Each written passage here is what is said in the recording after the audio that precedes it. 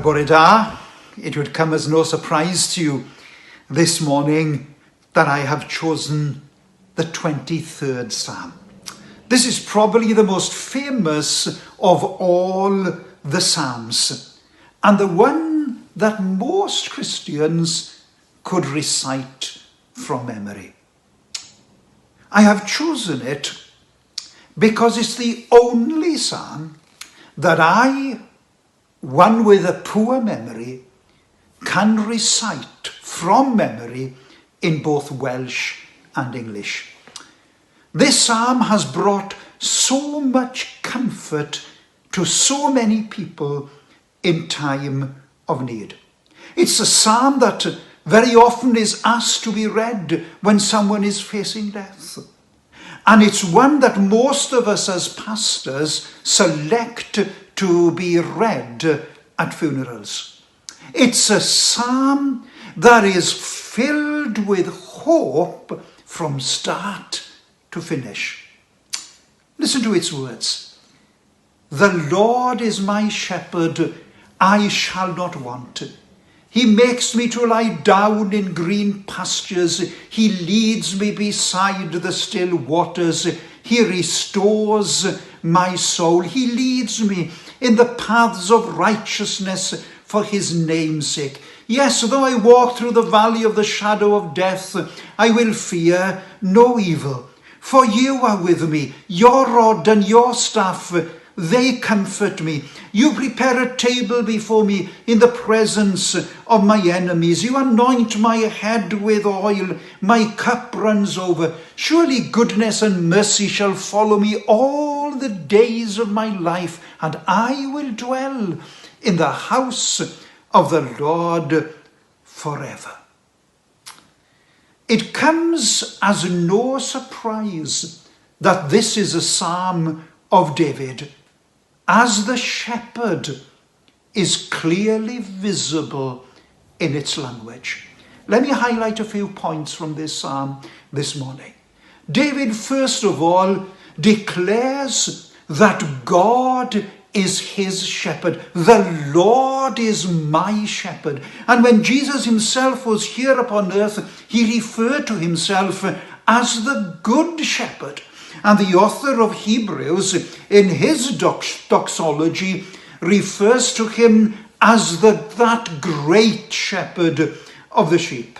And David with pride declares that the Lord is his good and great shepherd. And then because the Lord is his shepherd, David is confident in his abundant provision. The Lord is my shepherd, I shall not want.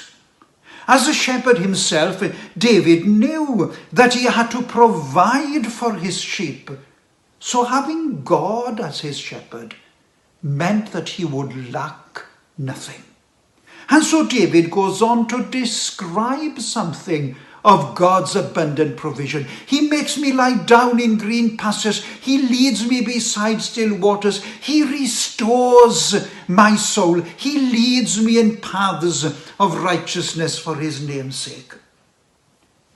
There is the best food to be fed upon green pastures. There is a safe place for refreshment. He leads me beside still waters. There is the right road to travel. He leads me in the paths of righteousness. No wonder that David was proud to declare, the Lord is my shepherd. And then David highlights this great shepherd's constant companion, even in the darkest of valleys.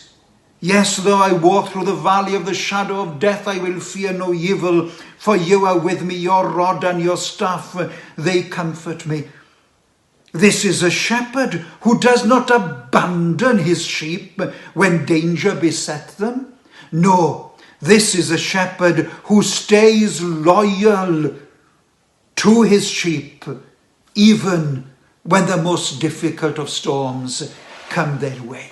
And yes, you may be listening this morning and you're in a valley experience. Thankfully, it's not a valley of the shadow of death, but nevertheless, it's a valley. Listen to David's words to you today. I will fear no evil, for you are with me. Your rod and your staff, they comfort me. And furthermore, in your battle with your enemy, David says, you prepare a table before me in the presence of my enemies. You anoint my head with oil. My cup runs over. Listen, fierce may be the battle and strong may be the foe. However, God is our sufficiency because a table has been prepared. Power is at our disposal because our heads have been anointed, and joy is our strength because our cup runs over. And finally, David with confidence declares that the future is bright and secure for those who embrace the Lord as their shepherd. Surely goodness and mercy shall follow me all the days of my life, and I will dwell in the house of the Lord forever. Hey, what a great psalm. May God bless you as you listen to it in song. Bore da, bob endydd. The Lord's my shepherd, I'll not want. He makes me lie in pastures green. He leads me by the still, still waters. His goodness restores my soul. And I will trust in you. And I will trust in you alone. For your endless mercy follows me. Your goodness will lead me home. He guides my ways in righteousness, and He anoints my head with oil, and my cup it overflows with joy. I feast on His pure delights, and I will trust in you. And I will trust in you alone. For your endless mercy follows me. Your goodness will lead me home. And though I walk the darkest path, I will not fear the evil one, for you are with me, and your rod and staff are the comfort I need to know. And I will trust in you. And I will trust in you alone.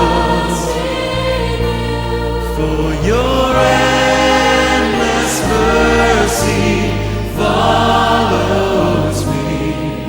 Your